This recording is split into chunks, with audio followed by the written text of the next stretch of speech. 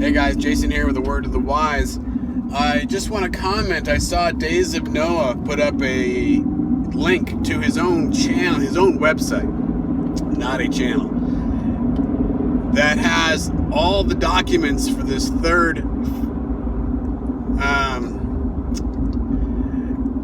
Pfizer dump, I guess you could say. Nothing wrong with that. It's information that's being released to the public. It's public information. There's nothing wrong with it, right? Let's just see how that rolls. So, interesting that they are talking at the same time about this abortion situation. That's been controversial. It always seems to come up when other things are going on in the background. And it makes me wonder, well, when did this poking of the bear thing happen over there across the pond? Was that during the second dump? Get you looking right instead of looking left. So, here again, it's just dragging people along until I can't imagine what kind of a winter we are going to be facing. It's probably going, they're lining up all these things right now. And you see the problems happening with the food. They're getting that treaty with the UN ready. It's not looking pretty. They're talking about some sort of a dark winter last year. I can't even imagine the kind of situations they're lining up right now for this winter. All in all, where we are in the bowls, the trumpets and all that, again, kind of, you got to sit back and we got to wait. I think I saw the other day, if we are, after the December 7th, we're only like 30 days left in this next phase that we're in. I don't know what it is. Beyond that, I have been staying into these acts of Peter, Paul, John, Thomas, and I think Philip and Andrew are in there. I don't know if Philip is, maybe just Andrew. All of them are interesting. They all, there's something to gain. There's messages that are very important that all link together, and it's quite amazing. The humble messages of how they pray and bringing people to Christ and showing signs and wonders. And I can see a lot of times why they wouldn't want these kinds of things known and canonized in our Bible, because of the messages are very strong and very humbling, and they probably don't want that. But there was one line that really stuck out in my mind, and it was, what was it? You'll be like the people of a dry land. And of course, metaphorically, a dry land, no water, nothing grows there. It's not plentiful, no fruit bearing. And it made me think instantly when I heard it, because I stopped the audiobook and I went right into my own audio Bibles of the Old Testament to Isaiah 35. I knew exactly where it was. And it was always something, because only in the King James Version does it speak about dragons, the habitations of dragons. And where are they? They're in a desert. And when you're looking at the book of Enoch, there was all those times, I think it's the second dream of Enoch. He explains, I think he's explaining it to Noah, but he talks about this kind of war of the sheep, the war on the animals against the sheep. And originally, it's like bulls in the old world before the flood. They're like bulls, and then after the flood, they become like, there's these sheep, and there's one bull that reigns over the sheep, that helps the sheep, that guides them out of a desert land, and they spend time. And they're running from these wolves, and they go to a sea that parts side to side, and they cross over dry land to the other side, and then the water collapses in on the wolves, killing all those wolves.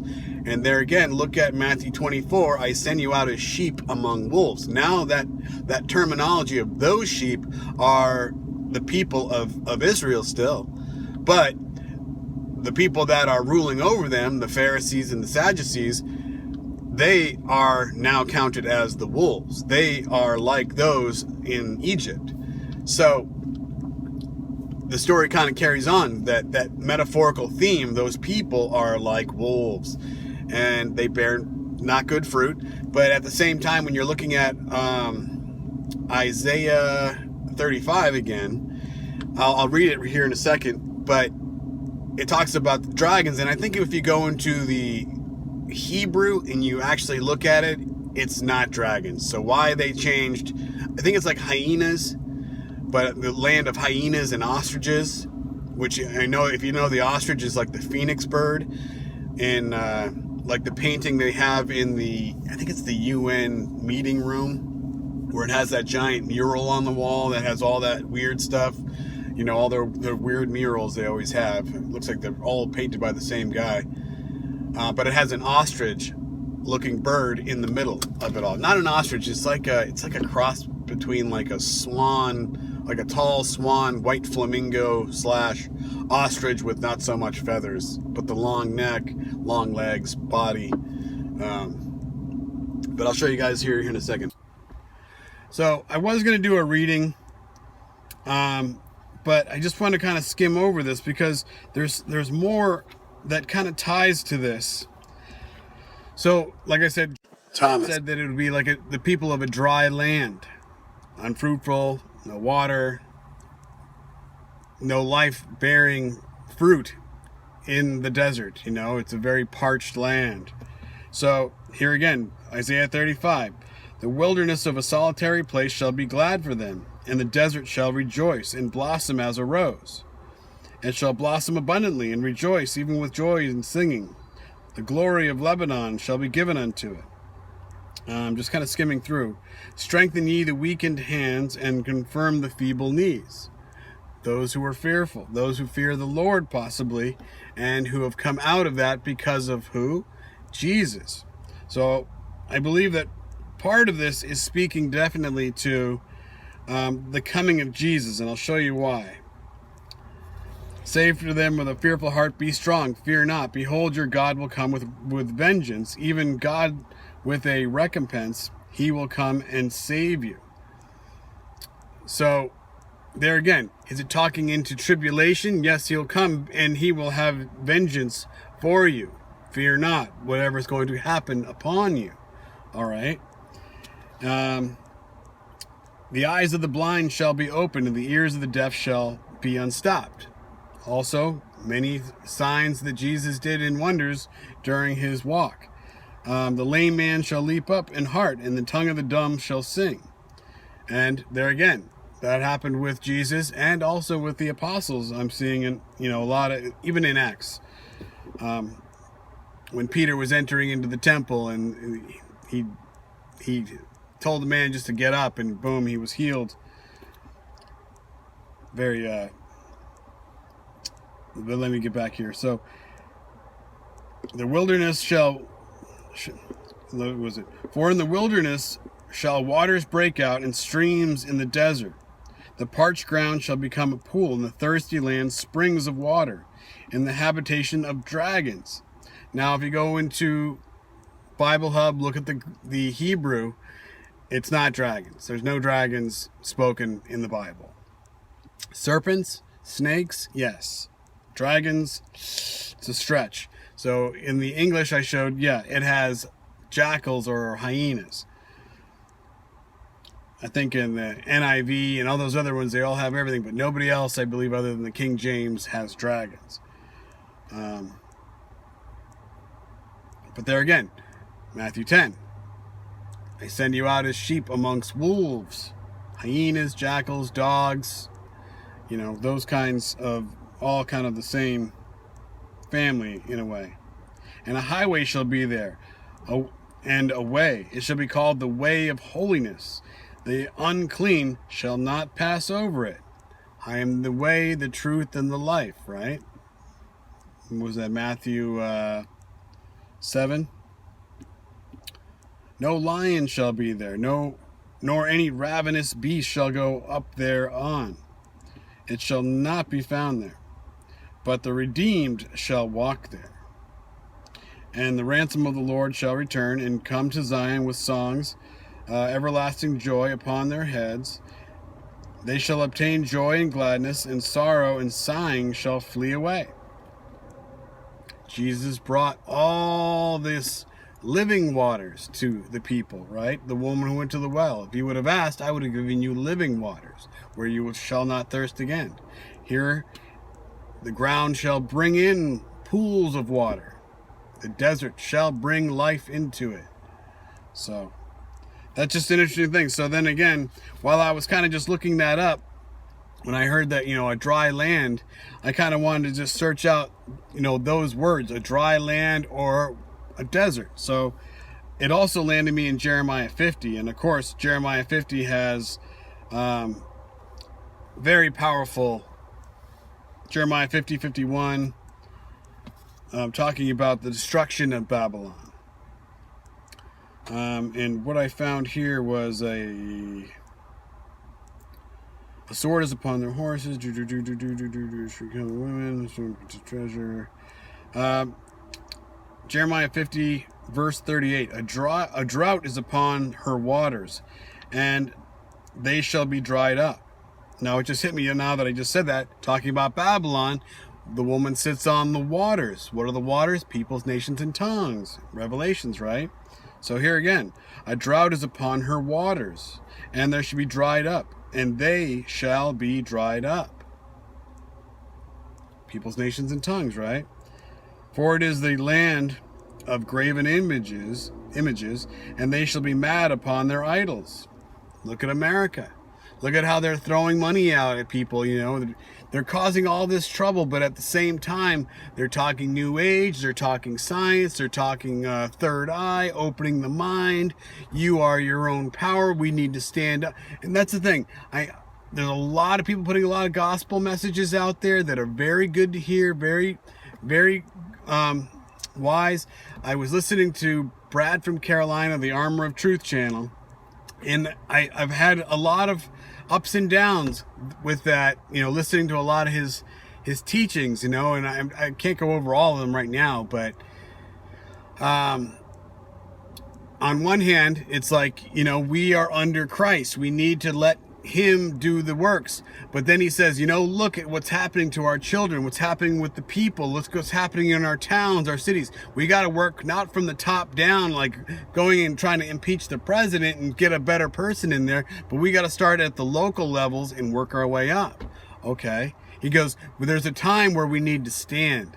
And that can mean a lot of different things, but at the same time, you got to be very clear.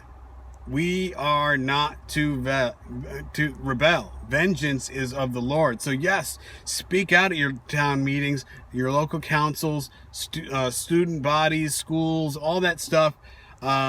Make your voice heard, but at the same time, keep it peaceful, keep it very level-minded. We are not, this all has to come to pass for the coming of Jesus. This is what's going to bring the world into during the judgment, to hopefully bring them back to Christ, to bring them back to God. But at the same time, you sit there and want to say, we need to save our planet, we need to save the world, we need to stop these evildoers. These evildoers are put in place for a reason. So there's a very fine line. You don't, to say that we need to take down any of these powerful elites. They're all there for a reason at the moment. Yes, tough times are coming, but that's why they call it tribulation. Let me get back here just for one more minute. I'll finish up. I'm sorry. They're mad upon their idols. Therefore, the wild beasts of the desert and the wild beasts of the island shall dwell there, and owls shall dwell therein, and it shall be no more inhabited forever. Neither shall it be dwelt in from generation to generation. And God overthrew, as God overthrew Sodom and Gomorrah, saith the Lord, or the neighboring cities thereof. No man shall abide therein, nor the son of any man. So, here again, that's kind of an interesting way of saying something, is the owls shall dwell therein. And if you know owls, and of course the octopus, or what is that? I can't remember the name off the top of my head right now, but the Bohemian Grove. What is it? It's a giant owl. Looking at the Baphomet statue, somebody pointed out, if you look at the Baphomet original drawing, I think that Crowley did, I've seen people say it looks like there's an owl sitting on his head. You know, it's just an idea. Not saying that it is. But we know that owls, you've seen owls in a lot of different kinds of movies, and the owls are always the wise ones. Somebody, I think it was just on Shaking My Head Productions, had the Sword in the Stone, which is a movie I loved as a child. I remember being a knight. I was the kid in the story, and I was fighting in armor in my front yard against nobody in my imagination. I loved the movies. The Sorcerer and the Stone, or the Sword and the Stone, whatever it was, I can't even remember. It's been so long. But I'll leave it at that. People talking about there's a lot of anomalies that are going to be coming in the sky, and there's talking about dates, you know, beginning of the month here again. I've heard it so many times, it's just kind of dried out. If anything, people are talking about, oh, we're going to be opened up to magnetic waves and things like that. Possibly. I don't think that's anything real. I think that, if anything, they might turn on the 5 Sneezy situation a little bit more, get it a little bit embedded into people in the summertime, kind of keep everybody from wanting to get out so freely. And it's going to just be a slow tightening, turning the screw, turning the wrench as we get into summertime. Or into wintertime, I mean, the fall. And as we see, I just saw the New Zealand Prime Minister woman, you know, that the lady, and here she is standing there with no mask on, talking, and she tells all these guys coming up next to her, put on your headgear. You know, she's fine, but everybody else needs to do it for her sake. Scary, very scary. So I think she's also one of the young global leaders in the World Economic Forum. But anyway, just a word of the wise. Probably coming back with a little bit more and more slowly here. I have been going through a lot of kind of just taking a lot of things in, opening my eyes to a lot of new things, and seeing that there's a lot of things that aren't being spoken of, a lot of things that aren't being seen, a lot of things that people are, you know, and these are all major giant channels, and it's a lot to keep up on. So just a word of the wise. God bless.